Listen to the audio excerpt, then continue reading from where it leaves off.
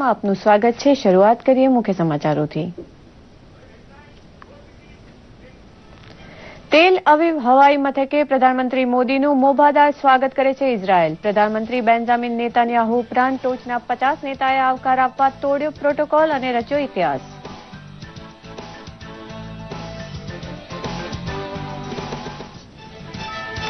ભારતીય લોકો સાથે યહૂદી પ્રજાના ઐતિહાસિક સંબંધને વધુ ગાઢ બનાવે તેવા આર્થિક સહકાર માટે ઉત્સુક છે ઇઝરાયલ અને ભારત। કાતિલ લશ્કરી સરંજામ ઇઝરાયલ પાસેથી મેળવવા કોશિશ કરશે પ્રધાનમંત્રી। ભારતથી ગયેલા યહૂદી લોકોમાં છવાયો છે ઉમંગ। જીએસટીનો અમલ વિઘ્નરહિત બનાવવા રાષ્ટ્રવ્યાપી સમીક્ષા કરે છે મહેસૂલ સચિવ હસમુખ અઢિયા। જીએસટીને પ્રતાપે થતો ભાવ ઘટાડો જનતા સુધી પહોંચે અને નફાખોરી અટકે તે જોવા તંત્રને કરાઈ કડક તાકીદ।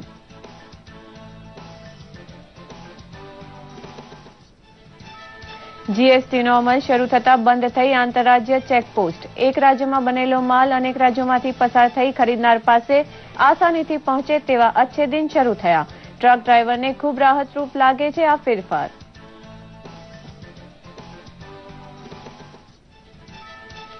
₹10 ગરમા ગરમ ભોજન આપતું શ્રમિક રસોડું શરૂ કરી બતાવે છે વડોદરા।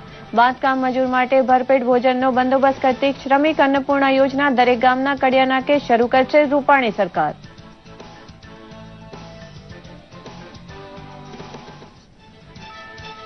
ગુજરાત ભાજપના સંગઠન માળખાને બૂથ કક્ષાએ સક્રિય બનાવવા અલગ અલગ પ્રકલ્પની બેઠક યોજે છે પ્રદેશ પ્રમુખ જીતુ વાઘાણી।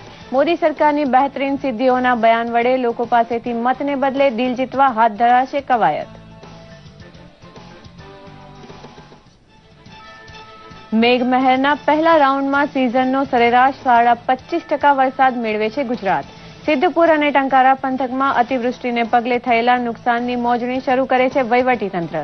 વરસાદ 2-3 દિવસ વિરામ લે તેવી આગાહી કરે છે હવામાન ખાતું। આકાશમાંથી કાચું સોનું વરસ્યું હોવાથી ઠેર ઠેર વાવેતર શરૂ કરે છે જગતનો તાત। વરસાદથી સજીવન થયેલી પ્રકૃતિને રૂબરૂ થવું હોય તો ડાંગની ટેકરીઓમાંથી પડતા જળધોધને જોવા અચૂક જજો।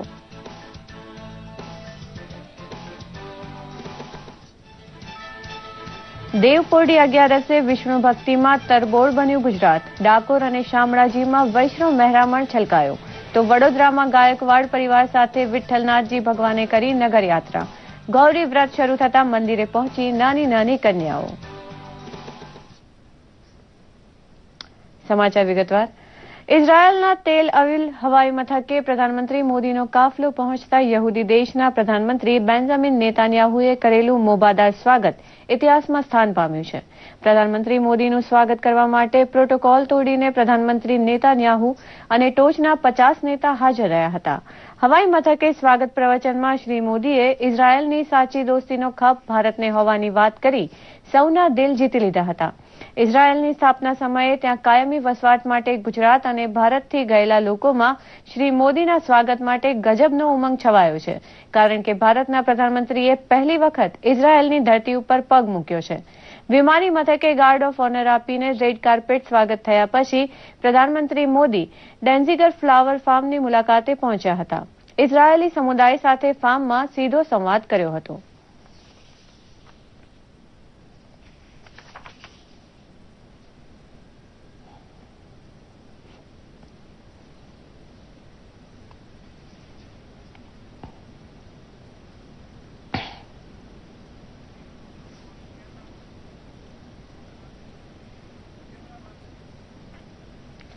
જીએસટીના રાષ્ટ્રવ્યાપી અમલની સમીક્ષા માટે મહેસૂલ સચિવ હસમુખ અઢિયાએ બેઠક બોલાવી વેપારી આલમને મદદરૂપ બનવા તંત્રને તાકીદ કરી હતી। જીએસટીને પ્રતાપે જે ચીજવસ્તુ સસ્તી થઈ હોય તેનો ફાયદો ગ્રાહક સુધી પહોંચાડવા પણ તેમણે તાકીદ કરી હતી। જીએસટીનો અમલ શરૂ થતાં જ ગુજરાત સહિતના 22 રાજ્યોએ આંતરરાજ્ય સરહદ ઉપરથી ચેકપોસ્ટ હટાવી લઈ ભ્રષ્ટાચાર માટે થતી કનડગત અને કમાણી જાણે એક ઝાટકે બંધ કરાવી દીધી છે। એક રાજ્યમાં બનેલો માલ અનેક રાજ્યમાંથી પસાર થઈ ખરીદનારના શહેરમાં પહોંચે ત્યાં સુધી ટ્રક ડ્રાઈવરે દરેક સરહદે ચેકપોસ્ટના કોઠા વીંધવા પડતા હતા અને ઈમાનદારીની અનેક સાબિતી કરવેરા તંત્રને આપવી પડતી હતી। રાજસ્થાન સરહદે અમીરગઢ પાસે આવેલી ચેકપોસ્ટ ઉપર કલાકો થોભવું પડતું હતું તેવું ચેકિંગ બંધ થઈ ગયું છે, એટલે ટ્રક ડ્રાઈવરો ખૂબ ખુશ છે. હવે ત્યાં વેલિડેશન સેન્ટર રહેશે, જેને માલની હેરફેર માટે જનરેટ થયેલા વે બિલની નકલ માત્ર એકત્ર કરવાની છે. વેપાર ઉદ્યોગ આલમ જીએસટીના ફાયદા ગેરફાયદાનું ગણિત માંડવામાં વ્યસ્ત છે, ત્યારે ટ્રક ડ્રાઈવરો તો ફેરફારનો ફાયદો માણતા થઈ ચૂક્યા છે. हम राजस्थान से आ रहे हैं, गुजरात जा रहे हैं और जीएसटी के लिए हमारे को बहुत फायदा ही हो रहा है और धीरे धीरे सुलझेगा इसका. अब सीधा फॉर्म देके ही आपको जाने देते हैं? अभी फॉर्म देके सीधा जाने देते हैं, कोई इंक्वायरी वगैरह आप नहीं होता? थोड़ा बहुत पहले से अभी सुधार लग रहा हमारे. यहाँ पर कोई मेमो वगैरह मिलता है? अभी कुछ नहीं है. कुछ नहीं. હવે જે વાહન ચાલક આવશે એનું ચેકિંગ તો ચાલુ જ રહેવાનું, પણ એને કોઈ કનડગત કરવામાં આવશે નહીં. પહેલાં નહોતી થતી. હવે શું છે કે જ્યાં સુધી સૂચના નહીં આવે ઉપરથી ત્યાં સુધી આ ચેકપોસ્ટ ચાલુ રહેવાની છે. વેલિડેશન યુનિટ ચાલુ રહેવાનું છે. વસ્તુ અને સેવા કર વિશે જાત જાતની ભ્રમણાઓનો ફેલાવો એટલો વ્યાપક રહ્યો કે સાચી વાત લોકો સુધી પહોંચાડવાનું બીડું દૂરદર્શનને ઝડપી લેવું પડ્યું. બિઝનેસ કોરેસ્પોન્ડન્ટ શૈલેન્દ્ર મિશ્રાએ એક્સાઇઝ અને કસ્ટમ ખાતાના ટોચના અધિકારી સાથે કરેલી વાતચીતના અંશ પ્રસ્તુત છે. थोड़ी बहुत चुनौतियां आएंगी और उस पर आप कह रहे हैं काम हो रहा. आपसे अनिल सिंघल जी एक जी जानेंगे, कोई ऐसा व्यापारी जो कई ऐसे सामान का व्यापार करता हो जिस पर अलग अलग टैक्स लगता हो, किसी पर 12%, किसी पर 18%, और आप ये देखिए कि महंगा जूता हो तो ज्यादा लगता है, सस्ता जूता हो तो कम %. उसके लिए आपको लगता है कि कोई चुनौती नहीं होगा कैलकुलेट करना, या फिर वो एक बैलेंस शीट पूरा अपना रिकॉर्ड रखेगा, बनाएगा और कोई दिक्कत नहीं आएगी? क्या कहना है?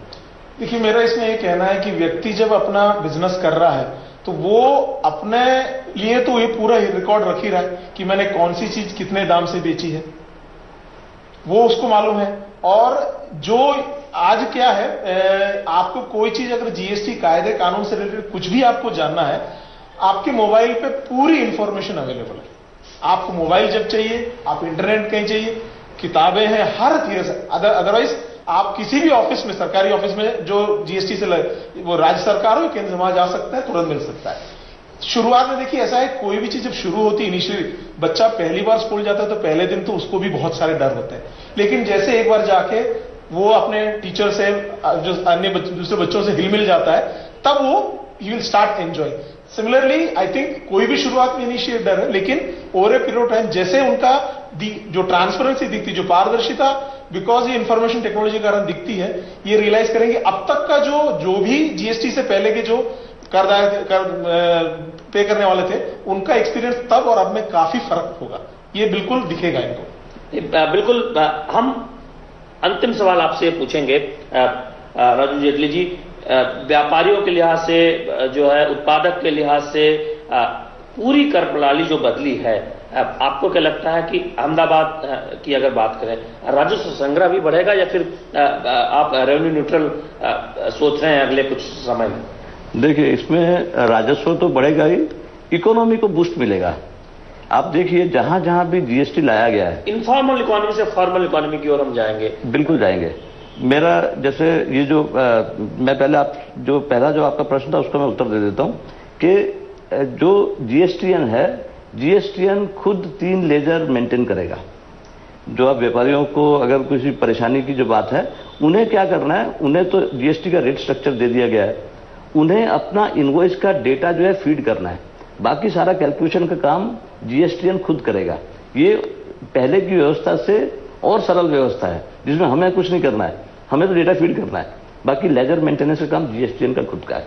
और ये जो व्यवस्था है, आप खुद अब देखेंगे कि कुछ समय के बाद इसके रिजल्ट्स ऑटोमेटिकली सामने आने शुरू हो. आप लोग बहुत उम्मीद में हैं कि ये जो नया तंत्र लागू हुआ है, इससे सभी को फायदा होगा जो व्यापार करते हैं, चाहे उत्पादक हो, निर्यातक हो या फिर जो है सर्विस प्रोवाइडर हो. आम जनता भी, क्योंकि अंत में जो टैक्स ऑन टैक्स लगता था उससे जो कम, तो उसका फायदा जनता को पहुंचने वाला है. यानी उपभोक्ता के लिए कीमत भी कम होने वाली है बहुत सारी वस्तुओं की. देखिए, कंस्ट्रक्शन अभी मैं थोड़ा सा एक और चीज कहना चाहूंगा कि जो सोशल मीडिया पे जो मैसेजेस आते हैं ना, लोग उनको फॉलो ना करें प्लीज. उन्हें cbec.gov.in जो ऑफिशियल साइट है उस पे जाएं, उस पे पढ़ें, उस पे सब रूल्स रेगुलेशन एक्ट्स वगैरह एग्जम्पशन सब चीज दी हुई है। सोशल मीडिया पे जो मैसेज आ रहे हैं उस पे बहुत मैसेजेस गलत आ रहे हैं, तो उनको ना फॉलो करें कृपा करके। और ये जैसे अभी कंस्ट्रक्शन के अभी मैसेज था कि घर हो जाएंगे महंगे, लेकिन घर महंगे नहीं होंगे। आप देखिए कि पहले जो उनको क्रेडिट नहीं मिल पा रही थी, सीमेंट की, स्टील की और भी कई चीजों की, अब सारी क्रेडिट उनको मिल रही है। अब ये दायित्व उनके ऊपर है कि उससे उन्हें उपभोक्ता को पास ऑन करना है, तो वो दायित्व अब उनके ऊपर आ गया। लीगली क्रिएट किया गया है कि मतलब आप कह रहे हैं कि फ्लैट भी देखें तो जीएसटी आने के बाद अब सस्ते ही होंगे, महंगे नहीं होंगे। सस्ता होना चाहिए। अगर वो क्रेडिट जो बेनिफिट उन्हें मिल रहा है इनपुट क्रेडिट का, वो उन्हें पास ऑन करना है, तो डेफिनेटली ये मकान भी सस्ते होंगे। और भी सभी वस्तुओं पे जहां जहां भी क्रेडिट पहले रिस्ट्रिक्टेड थी, जैसे श्रीधरन साहब ने ये भी बताया कि टैक्स के ऊपर टैक्स, जो कास्केडिंग इफेक्ट था, ये कास्केडिंग इफेक्ट इसमें पूरा खत्म हो जाएगा।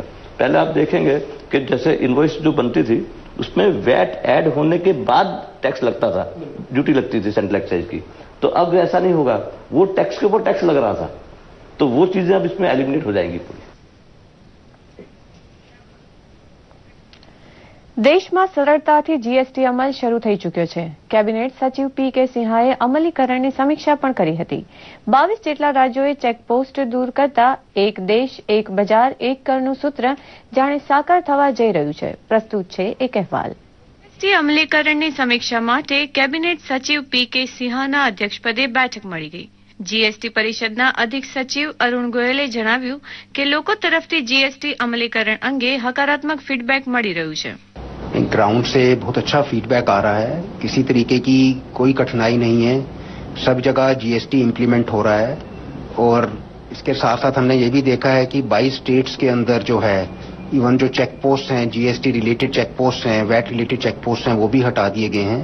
तो मैं समझता हूँ कि ये बहुत ही सक्सेसफुल रहा है और सभी लोग इसको अडॉप्ट कर रहे हैं, किसी तरीके की कोई कठिनाई नहीं हुई है। દેશની આઝાદી પછીના સૌથી મોટા આર્થિક સુધારામાં દિવ્યાંગોની પણ તકેદારી રાખવામાં આવી છે। હવે દિવ્યાંગોને ઉપયોગી ઉપકરણો પર માત્ર 5% કર લાગશે। જીએસટીના અમલ પહેલા આ ઉપકરણોના ઉત્પાદકને કુલ 18% જેટલા વિવિધ કર ચૂકવવા પડતા હતા। Now, if we keep any such item in zero rate, exempted category, then what happens is that all their raw materials are either steel or plastic or glass. Now, all these items may be attracting 18% rate of duty. So, the raw materials have got some taxes loaded onto it. If we keep it in 0%, the refund of it is not available. If we keep it in exempt category, and the goods will be loaded with more cost compared to keeping it in 5%.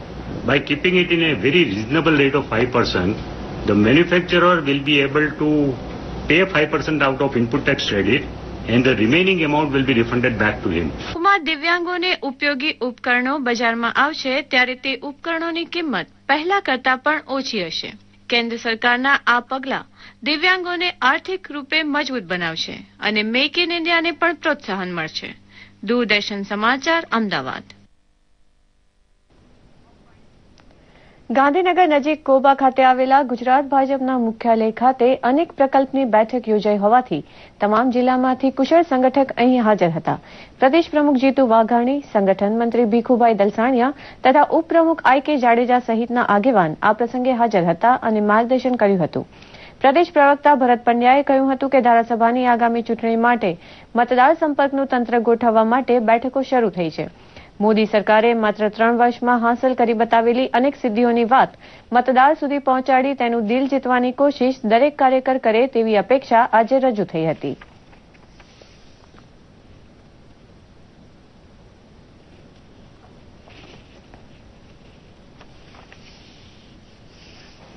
નવ, 10 અને 11 વિસ્તૃત બેઠકો શ્રેણીબદ્ધ એ લેવાના છે, ગુજરાતમાં રહેવાના છે અને 7મી તારીખે એક મહાસંમેલન વિજય વિશ્વાસ પેટ પ્રમુખ મહાસંમેલન એ દક્ષિણ ગુજરાતમાં અનાવિલ ગામ ખાતે નવસારીમાં મળી રહ્યું છે।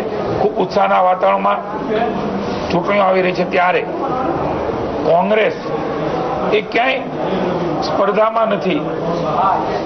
એ સમયે ભારતીય જનતા પાર્ટીનો કાર્યકર્તા અને જનતા જનાર્દન અતિ આત્મવિશ્વાસથી એ ફિલ્ડમાં જવા માટે કટિબદ્ધ બન્યો છે. વડોદરામાં બાંધકામ શ્રમિકો માટે રાહત દરનું મોબાઈલ રસોડું શરૂ થતા ગરમા ગરમ ભોજન માત્ર ₹10 મળતું થયું છે. શ્રમિક અન્નપૂર્ણા યોજના હેઠળ કદાચ ગુજરાતનું પ્રથમ ભોજન વિતરણ કેન્દ્ર અહીં કાર્યરત બનતા તમામ કડિયા નાકા ઉપર આવી વ્યવસ્થા શરૂ કરવાના શ્રી ગણેશ રૂપાણી સરકાર દ્વારા થઈ ચૂક્યા છે. તામિલનાડુમાં અત્યંત લોકપ્રિય નીવડેલી અમ્મા કેન્ટીનની તર્જ ઉપર ગુજરાતમાં ગરમ ભોજન પૂરું પાડવાની વ્યવસ્થાનું આયોજન કરાયું છે. મજૂર પરિવાર હવે રસોઈની કડાકૂટ કર્યા વગર કામે જતો થયો છે અને બપોરે રિસેસમાં ભોજન મળવા લાગ્યું છે. મોબાઈલ રસોડાથી દૂર કામે જતા મજૂરને ટિફિન પણ ₹10 ભરી અપાય છે.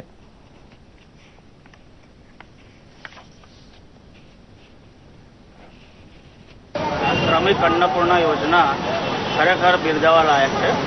જે આપણે સરકારે જે આ પગલું લીધું છે એનાથી જે ગરીબ લોકોને જે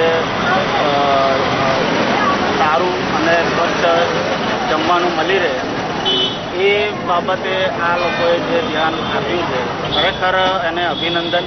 કે ગરીબ માટે બહુ સારી છે. જે ઝૂંપડપટ્ટીમાં પડી રહે છે એની માટે બહુ સારું છે. જે અત્યારે મળે છે એ પ્રમાણની શોધન મળે તો સારું છે અમારી માટે. આની અંદર ₹10 ગરીબો અને કડિયાઓ લોકોને જમવાનું પૂરું પાડવામાં આવે છે. જમવાની સાથે સાથે મિનરલ વોટર પણ આપવામાં આવે છે. જમવામાં હોય છે દાળ ભાત શાક ચટણી મરચાં અને અથાણું અને અઠવાડિયામાં એકવાર સ્વીટ હોય છે. સ્વીટમાં હોય છે સુખડી અને ડેલીને અહીંયા 500 થી 600 ટિફિનનું ટાર્ગેટ હોય છે. ટાર્ગેટ પૂરું થાય છે. આપ જોઈ રહ્યા છો ન્યૂઝ ફોકસ માત્ર ડીડી ગિરનાર ઉપર.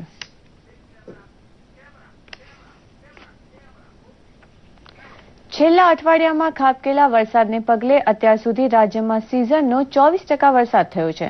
અમદાવાદથી માંડીને મધ્ય ગુજરાત, ઉત્તર ગુજરાત, દક્ષિણ ગુજરાત અને સૌરાષ્ટ્રમાં મેઘતાંડવ જોવા મળ્યું હતું. વરસાદને પગલે નદી, નાળા, તળાવ, વોકડા સહિત અનેક ડેમો છલકાઈ ગયા છે અને ચારે બાજુ વાતાવરણમાં ઠંડક પ્રસરી ગઈ છે. ત્યારે છેવાડાનો જિલ્લો ડાંગ જાણે વરસાદી વાયરાની વચ્ચે ચોમાસાની હેલીથી તરબતર વનસૃષ્ટિમાં ડુંગરા ખોદવા માટે આમંત્રણ આપી રહ્યું હોય તેવા દ્રશ્યો સર્જાયા છે. સમગ્ર રાજ્યમાં શ્રીકાર વર્ષાથી પ્રજાજનોમાં આનંદની લહેર પ્રસરી ગઈ છે. અત્યાર સુધી રાજ્યમાં સરેરાશ 144.18 મિલીમીટર વરસાદ ખાબક્યો છે, જે સિઝનનો કુલ વરસાદના 17.80% વરસાદ થવા પામે છે. જોકે ગત વર્ષની સરખામણીએ જોઈએ તો 1 જુલાઈ સુધીમાં 13% વધુ વરસાદ પડ્યો હોવાનું જાણવા મળ્યું છે. રાજ્યમાં આ પ્રકારની મોસમ હજુ 2 દિવસ યથાવત રહેશે. ત્યારબાદ ઉત્તર ગુજરાતમાં વરસાદ ઓછો થઈ જશે, જ્યારે સૌરાષ્ટ્ર તેમજ દક્ષિણ ગુજરાતમાં ઝરમર વરસાદની સ્થિતિ બની રહેશે તેમ હવામાન વિભાગે જણાવ્યું છે. છેલ્લા એક અઠવાડિયાથી દક્ષિણ ગુજરાત, મધ્ય ગુજરાત, ઉત્તર ગુજરાત અને સૌરાષ્ટ્ર કચ્છ સહિતના વિસ્તારમાં સારો વરસાદ થયો છે. નદી નાળાઓ છલકાઈ ગયા છે. ખેડૂતો ખુશ છે. હજુ તો આ ચોમાસાની શરૂઆત છે. મેઘરાજાનો અસલી મિજાજ જોવાનો બાકી છે, ત્યારે ખેડૂતોને સારું વર્ષ જવાની આશા બંધાણી છે. છોટાઉદેપુર જિલ્લા અને ઉપરવાસમાં ગત રાત્રિ વરસેલા ધોધમાર વરસાદને લઈ નસવાડી નજીકથી પસાર થતી સુક્કી ભટ્ટ હેરણ નદી 2 કાંઠે વહેતી જોવા મળી છે. સંખેડામાં 3 ઇંચ, નસવાડીમાં 2.5 ઇંચ, છોટાઉદેપુરમાં 2 ઇંચ વરસાદ ખાબકતા જિલ્લાના જળાશયોમાં પાણી વહેતું થયું છે. અરબી સમુદ્રમાં ફરીથી લો પ્રેશર મજબૂત બનતા ચોમેર વરસાદ વરસ્યો હતો. ત્યારે અમરેલીના જાફરાબાદનો દરિયો તોફાની બન્યો છે. દરિયામાં 10 થી 20 ફૂટ ઊંચા મોજા ઉછળી રહ્યા છે, જેથી લોકોને નહાવા તેમજ માછીમારોને દરિયો ન ખેડવાની સૂચના આપવામાં આવી છે. દરિયાની અંદર સમાજ તરફથી બંધ હોય છે કે ભાઈ કોઈએ દરિયો ખેડવો નહીં, કેમ કે દરિયો તોફાની હોય. એટલા માટે થઈને બધા સમાજના બધા તહેવારો, સરકારી કામો બધા આ સિઝન દરમિયાન 15મી ઓગસ્ટ સુધી કોઈ માછીમારી કરવા જતું નથી અને આ કાર્ય બધા પૂર્ણ કરે છે. ગુજરાતના છેવાડે ડાંગમાં પણ મેઘરાજાની મહેર થઈ છે. ત્યારે કુદરતના અપાર સૌંદર્યથી ભરપૂર લીલી વનરાજી અને કલરવ કરતા ઝરણા ડાંગ ભણી આવવાનું આમંત્રણ આપી રહ્યા છે. ચોમાસા દરમિયાન ડાંગમાં પ્રકૃતિ 16 કળાએ ખીલી ઉઠે છે, જેને જાણવા અને માણવા માટે દૂર દૂર પ્રવાસી ડાંગ પહોંચી રહ્યા છે. મિની નાયગ્રા તરીકે ઓળખાતો વઘઈનો ગીરાધોધ સહેલાણીઓને અનોખો નજારો પૂરો પાડે છે. ગીરાધોધનું રૌદ્ર અને રમ્ય સ્વરૂપ સહેલાણીઓને અનેરો રોમાંચ પૂરો પાડે છે. આ સિવાય ડાંગમાં અનેક નાના મોટા જળધોધ પહાડી માર્ગો પર સહેલાણીઓનું સ્વાગત કરે છે.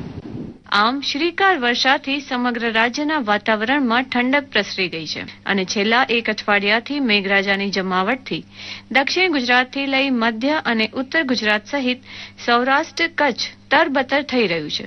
બ્યુરો રિપોર્ટ, દૂરદર્શન સમાચાર, અમદાવાદ. આજથી ચાતુર્માસનો પ્રારંભ થતા કમુરતા શરૂ થશે અને લગ્ન, યજ્ઞોપવિત, વાસ્તુ પૂજન અને વિવાહ સહિતના શુભ કાર્યો પર બ્રેક વાગી જશે. હવે 4 મહિના દરમિયાન ભગવાન પોઢી જતા હોવાથી લોકો વ્રત અને પૂજાપાઠ કરી જીવનને કલ્યાણના માર્ગે દોરે છે. ત્યારે દેવપોઢી 11 નિમિત્તે રાજ્યના વિવિધ મંદિરો અને યાત્રાધામોમાં શ્રદ્ધાળુઓનો જનસેલાબ ઉમટી પડ્યો હતો. બીજી તરફ આજથી ગૌરી વ્રતનો પ્રારંભ થતા કુમારિકાઓએ અલુણા વ્રત કરી શિવાલયોમાં શિવ પાર્વતીની પૂજા અર્ચના કરી હતી. શયની એકાદશી એટલે કે દેવપોઢી 11 નિમિત્તે રાજ્યભરના વિવિધ મંદિરોમાં વહેલી સવારથી ભક્તોની ભારે ભીડ જોવા મળી હતી.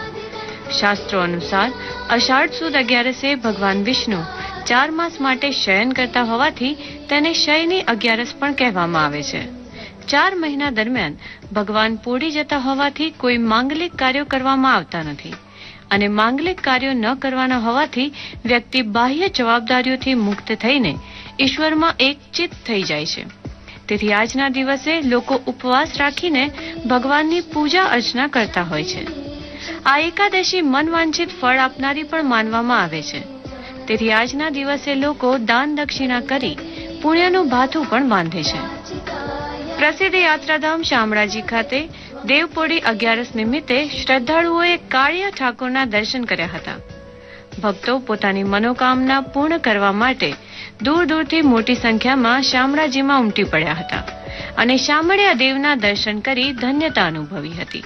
આજના શુભ અને પવિત્ર દિવસે જ્યારે આજથી ઠાકોરજી શયન કરવાના એટલે કે દેવપોઢી 11ના પવિત્ર દિવસે શુભ કાર્યના દિવસે અમે આજે ભગવાનના દર્શન કરી અને એનો અનોરો દર્શનનો લાવો લેવા માટે આવ્યા છીએ.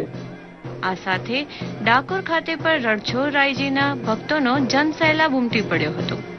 ડાકોરના ઠાકોરના દર્શન કરી ભક્તોએ મંગળા આરતીનો લાહવો લીધો હતો.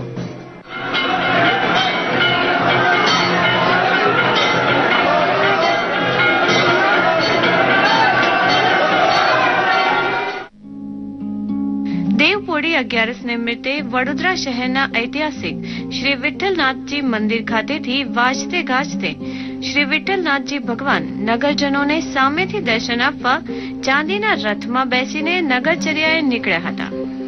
વિઠ્ઠલનાથજીની રથયાત્રા પહેલા શ્રીમંત મહારાજા સમરજીતસિંહ ગાયકવાડ તથા શ્રીમંત મહારાણી રાધિકારાજે ગાયકવાડે પરંપરાગત રીતે પૂજા અર્ચના કરી હતી. તો રથને ખેંચવા માટે ભક્તોએ પડાપડી કરી હતી. આ સાથે શરણાઈ, બેન્ડ, બાજા, ઢોલ નગારા સાથે યુવાનો અને યુવતીઓ શોભાયાત્રામાં જોડાયા હતા. યુવાનો અને યુવતીઓએ પરંપરાગત મહારાષ્ટ્રીયન વેશભૂષામાં સજ્જ થઈ એક અનોખો માહોલ ઊભો કર્યો હતો.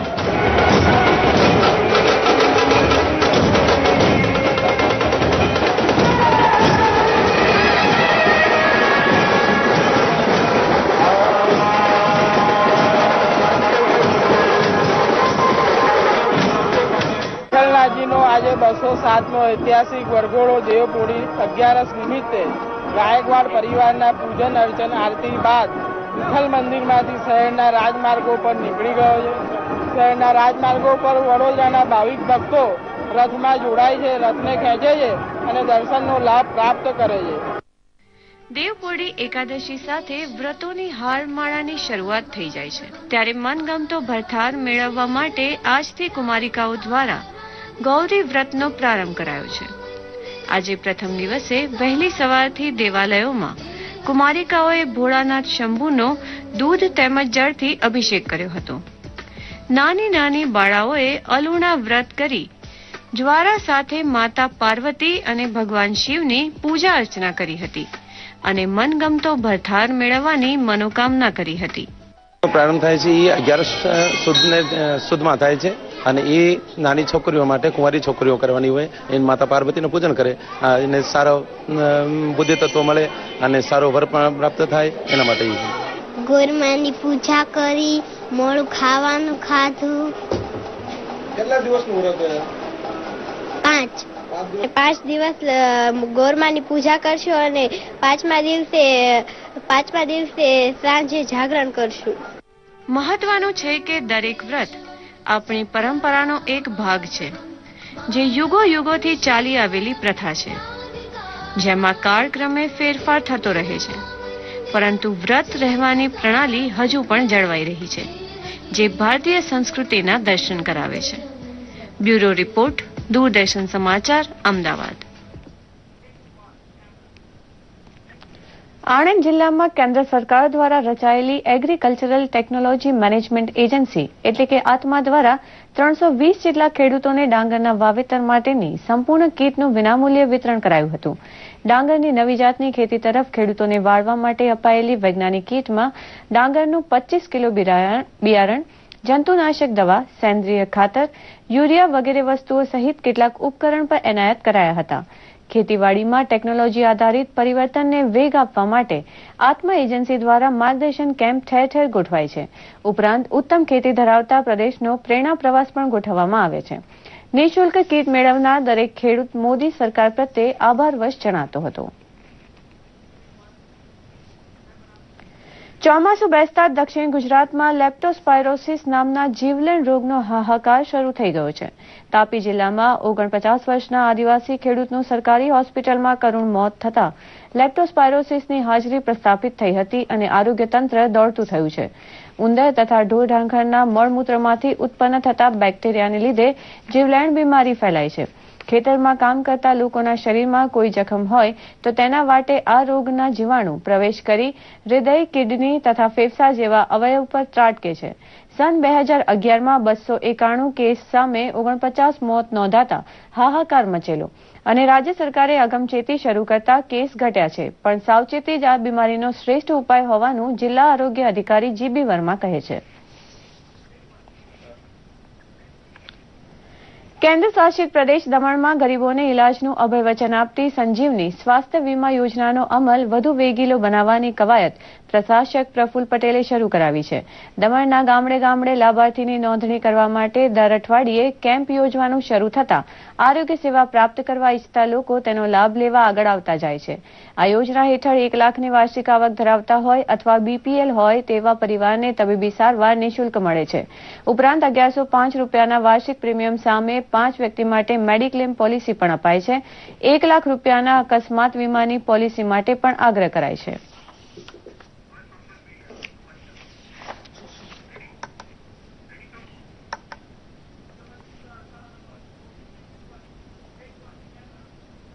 અને હવે જોઈએ સોશિયલ મીડિયામાં ટ્રેન્ડ થયેલા કેટલાક સમાચારોનો અમારો ખાસ રિપોર્ટ સોશિયલ કનેક્ટ.